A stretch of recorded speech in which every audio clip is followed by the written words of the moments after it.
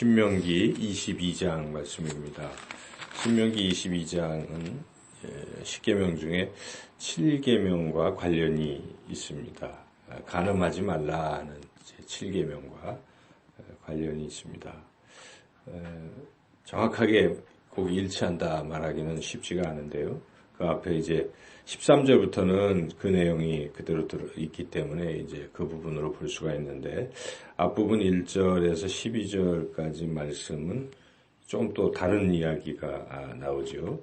그래서 이 두 가지를 전체를 다 묶을 수 있는 그런 주제는 아마도 하나님의 창조 질서를 지키라, 이런 것 같습니다. 그래서 여기 보면 1절에서 4절도 원래 주인이 있으면 주인에게 돌려주는 것이 그게 바른 질서라고 볼 수 있겠죠. 하나님의 질서. 그래서 여기 이제 길에 소나 양이 길을 잃었는데 이게 자기게 아니라고 못 본 척하고 그 소나 양이 뭐 죽든지 말든지 신경 안 쓰는 그런 것은 잘못이고, 그거를 반드시 그 주인에게 돌려줘야 한다. 주인 것이니까. 그래서 좀 수고스럽지만 돌려줘라 하는 것이고, 만약에 너무 멀리 있거나 이게 누구 건지 잘 모른다 그러면 일단 집에다 데려다가 기르다가 주인이 나타나면 돌려줘라 하는 것이 이제 1절에서 4절 말씀이죠. 그래서 우리가 살면서 남의 것이라고 물론 못 본 척하고 길에서 뭘 주어도 자기가 갖거나 아니면 그냥 괜히 이런 거 하고 손 안 대고 이러는 것이 좋은 게 아니고, 길에서 뭘 주우면 경찰서에 빨리 갖다 주면 좋은 거죠.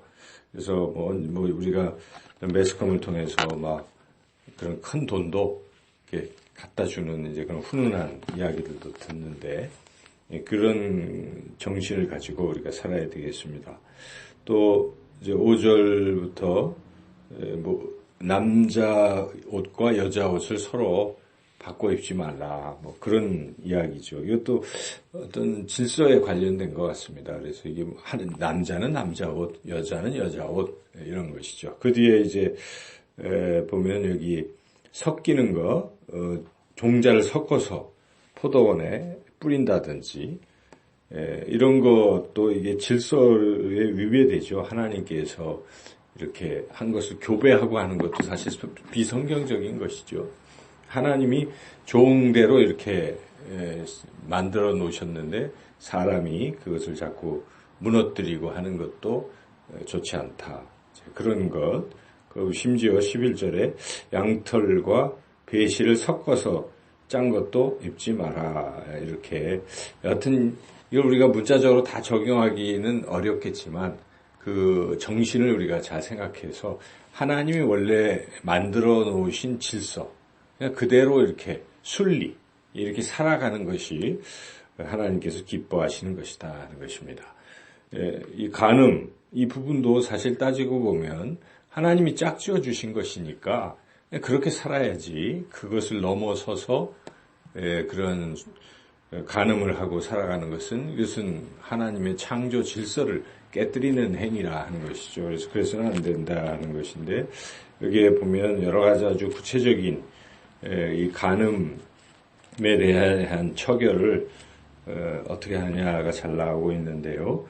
여기에 보면 이제 아내를 얻었는데 이 처녀가 아니다, 이렇게 처음부터 하면서, 근데 사실은 처녀인데도 괜히 싫어서 처녀가 아니다 이렇게 이야기를 해서 여자를 이제 그렇게 하면 아버지가 처녀인 증거를 이제 내서, 그게 이제 처녀라면 그렇게 비방한 그 남편 되는 사람을 때려주고 이렇게 나오고, 만약에 진짜 말 그대로 처녀가 아니었다 그러면 돌로 쳐서 죽여라, 이렇게 규정이 나오죠. 그러니까 어쨌든 혼전에 순결해야 된다 하는 것을 강조하는 것입니다. 그리고 이제 결혼한 후에 유부녀와 통간했을 때는 둘 다 죽이는데, 이게 이제 성읍에서 그런 일이 벌어지면 충분히